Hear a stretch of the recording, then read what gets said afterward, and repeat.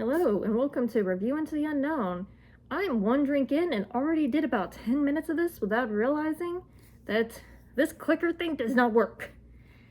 I guess I don't know what I'm expecting here, but yeah, I feel a little silly. Optional cat that no wonder he's been judging me this entire time. I made a joke previously that he was just sitting here judging my work. Now I understand why.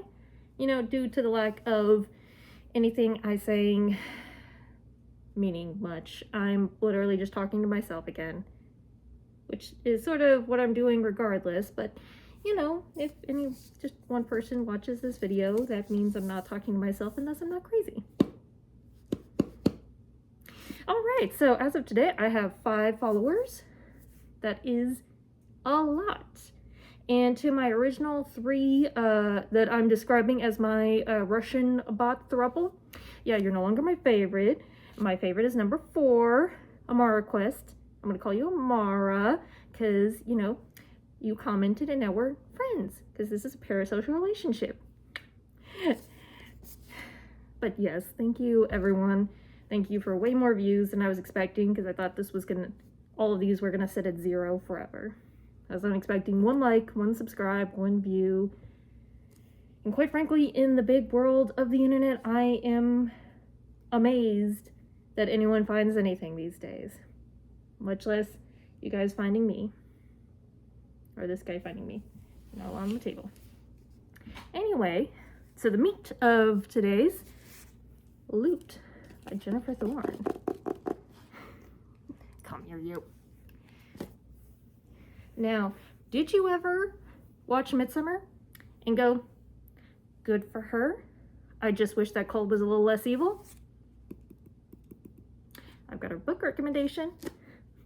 Yep, definitely themes of idyllic little village held up together with gruesome murder and, just a little bit of magic thrown in there because, you gotta sacrifice people to someone. And of course, good for her because quite frankly, good for her. So Jennifer Thorne has written a couple other books. No, wait, more like 4 or 5 other books. The most popular one seems to be Diavola, which I planned on reading at some point, but I've got another reading list going on for all the other books for this, so in the future maybe. So a few reviews ago for the City in Glass, I said that was a book that really needed to be a book. The way it was written, the stories it tells, really works best as a novel. You would lose so much if you tried to turn it into a movie, I think. You'd lose a lot of the flavor. You'd lose a lot of the side stories. This, I think, is incredibly cinematic. Like, you could turn this into a movie tomorrow, and I think it would work fantastically. Chuck Tingle, honestly, also started reading one of his books. I just stopped because I was really sad. But he also writes very cinematically. Maybe I might do one of his books later. For this specifically later. Also, very oddly good writer. If you don't know who Chuck Tingle is, just Google his name and you'll understand. But he's written a couple novels that are interesting. But anyway, to the actual book today, Lute. It tells the story of a little island. Oh geez, yeah, the island of Lute, where it's located just sort of off the coast of England somewhere, vaguely. And every 7 years, 7 people die. On the solstice specifically. And in that one day of the solstice, 7 people just will die. Doesn't matter what you do, 7 people will die. But in return for the rest of those 7 years, the people of Lute are blessed with incredible weather, incredible luck, incredible wealth. If they go off to wars, they don't die in wars. They will come back. Maybe, injured, but they will have the best luck of anyone in their battalion. The sinks they go on won't, the ships they go on won't sink. See, I was a drink in on this, so I am trying my best. Anyway, so this island is blessed, but it's blessed off of sacrifice. And the sacrifices have been along before the Romans, before the Celts. The sacrifices are intrinsic to this island and the Shining Ones that live on it or some of the small surrounding islands. And as people came and colonized, they saw the sacrifices and said, hey, this is barbaric. You're going to stop sacrificing people. And so they did, but it didn't change. Just because you didn't sacrifice 7 people doesn't mean 7 sacrifices aren't going to be made. So they went from them choosing the sacrifices to the island choosing the sacrifices. So yeah, a little bit of cult stuff. But the story mainly focuses on Nina Treadway, who is now Lady Treadway. She was just a poor American grad school dropout. She had nothing going for her life. She went on a cruise with her grandma where she met Lord Treadway, who fell in love with her. And they got married on a whirlwind romance and ended up on the island right afterwards because as they were on the cruise, Lord Treadway's parents had, or at least his dad had perished on the island. And he had to come back and assume his lordship. And so Nina went from an American nobody to an English lady of this idyllic, wonderful island of Lute. And she's very much a fish out of water. She does not feel like she fits the idea of a lady, even though she loves Lord Hugh, and even though she loves her 2 kids. She doesn't feel like she truly ever belongs, and she doesn't know how she was ever going to truly integrate into this island, into the people that she now both lives with and cares for. And she tries her best. The island is small, so she knows everyone on it, and she tries to care about it and learn about the people and what they need. But the island is kind of fine. It's doing great. They have a lot of money, a lot of successes, and then the war breaks out. Which war? It's interesting because the war is mentioned even very early on, and it can be jarring because you're like, the war? World War II? Oh, they're fighting Americans? What?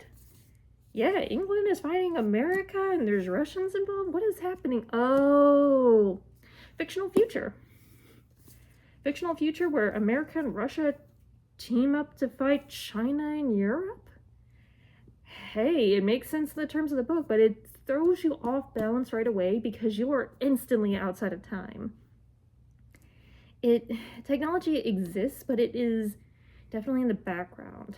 At first, it doesn't feel like they have technology. Then you learn no, technology is kind of being held back because of the war efforts. Like, yeah, we've got cell phone signal, except the towers are constantly down due to the war, capital W. I think they call it the water wars.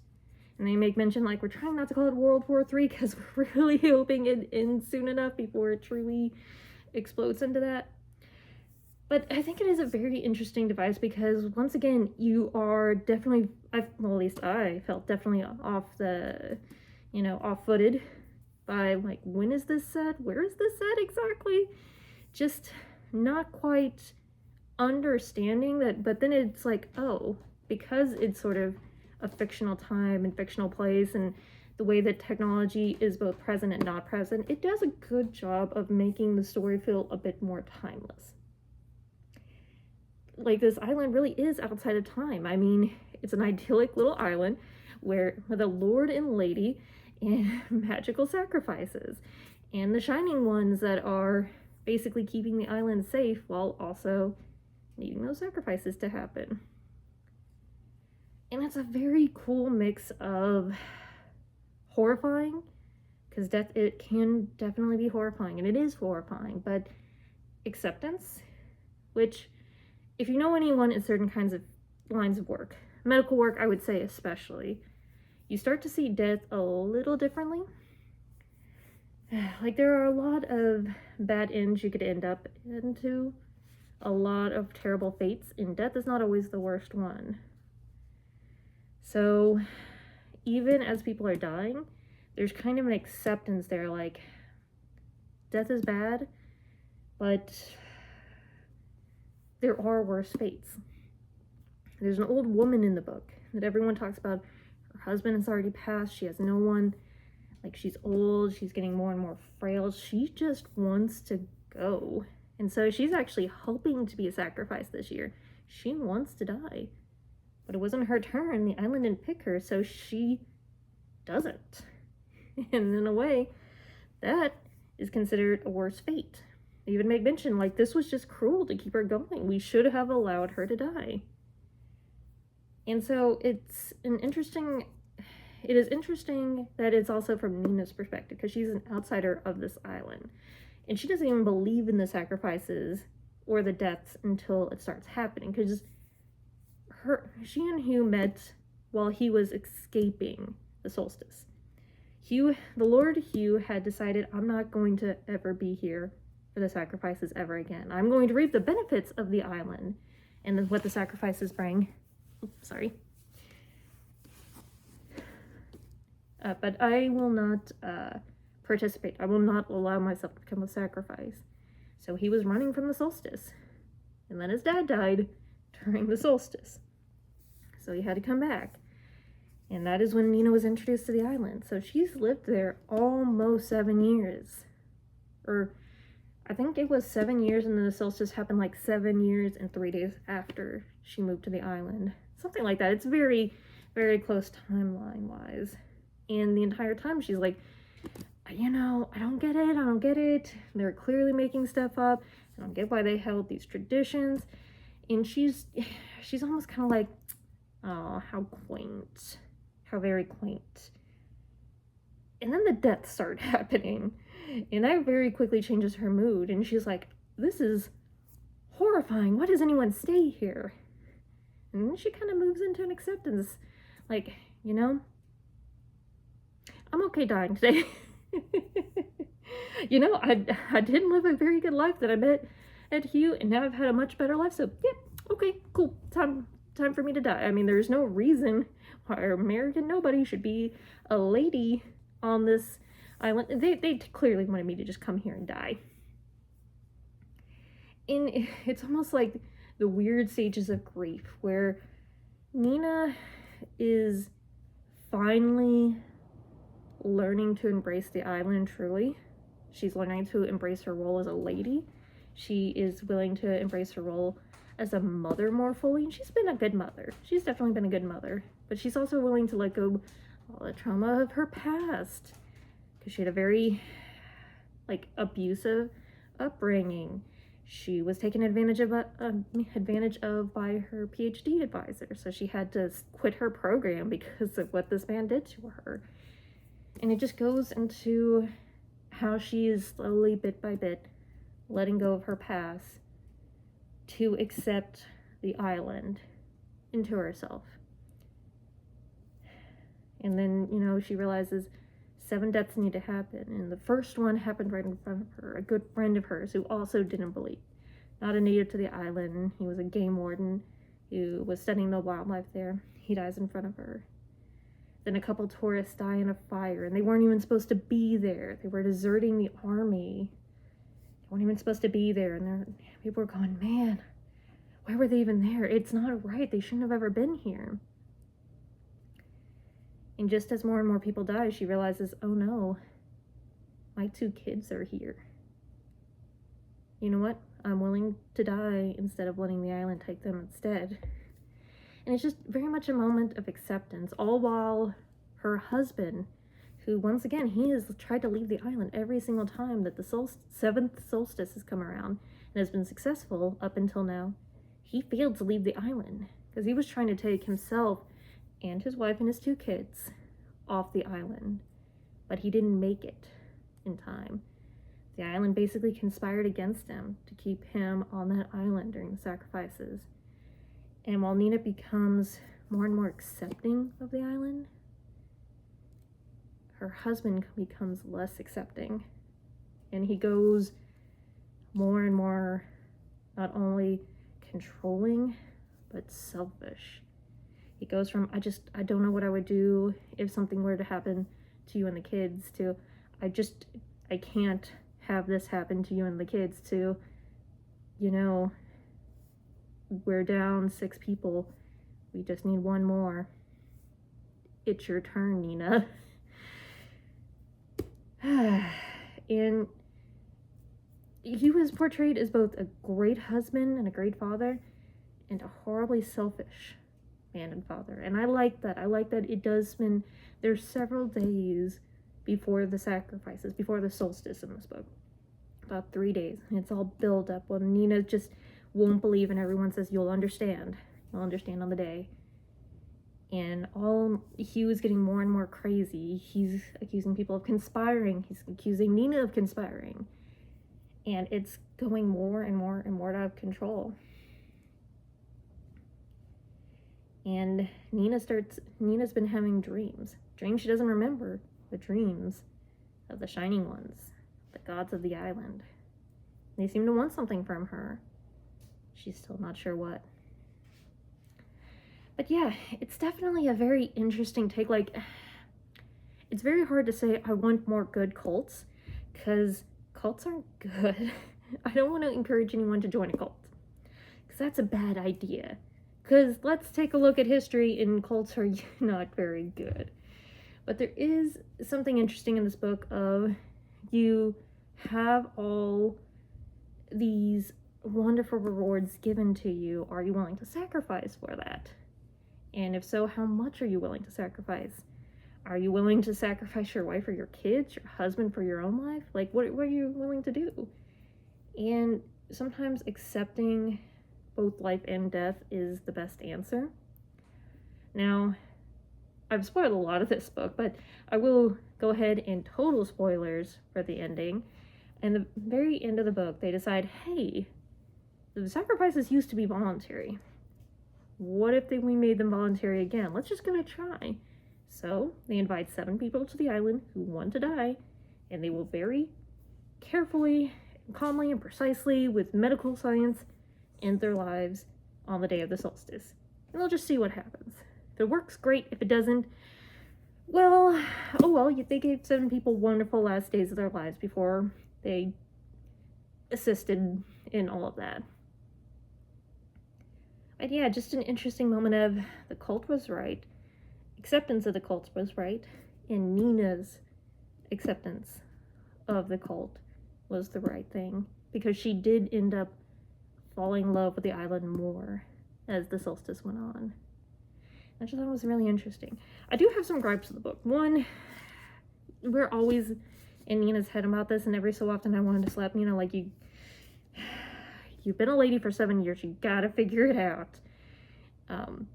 Just come on, you gotta, everyone told you that this was gonna happen. You might have wanted to get your believing pants on a bit sooner. I don't know. It's just, Nina can be a little bit frustrating, but as the book continues, she becomes more likable.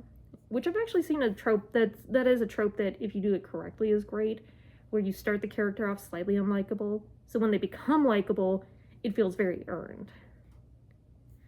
It's just interesting. I think I say that too much. Regardless, would I recommend this book? I think I already said yes. Especially, it's got that, it doesn't have the direness of Midsummer. I don't actually know. I haven't actually watched that one. I'm not allowed to watch Ari Aster's movies anymore.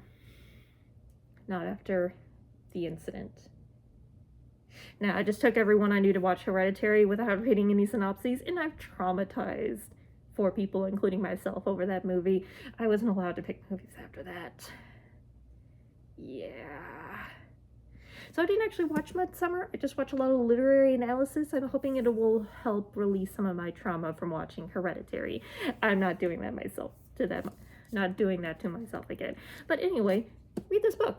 It's very entertaining. I think it definitely deserves like 4 stars. It's a very nice popcorny book. I think you could read this, a day or two, like for a nice summer read. Maybe for your book club. Discuss whether or not you would want to live on Lute. The chance that you die on the 7th solstice. Yeah, just take a poll. Something. I don't know. Once again, thank you to my 5 subscribers. I will be less inebriated. Maybe I'll be more inebriated next time. Maybe that'll make it a better thing. I don't know. Let me know what you prefer. If this is trash, I'll redo it later.